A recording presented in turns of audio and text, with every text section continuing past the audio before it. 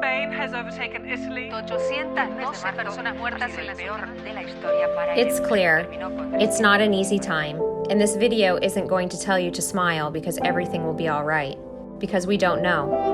What this video will tell you is that it's okay to have good days and bad, to break into laughter or tears, and to sometimes feel that sense of unity, but at other times feel alone.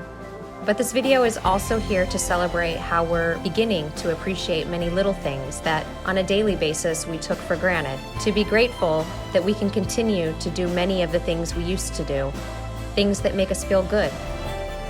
That's why, on this World Health Day, we want to celebrate these little things with you, because it's our health that allows us to exist, to feel, and to continue our lives at home or afar. That's what health means for us. What about you?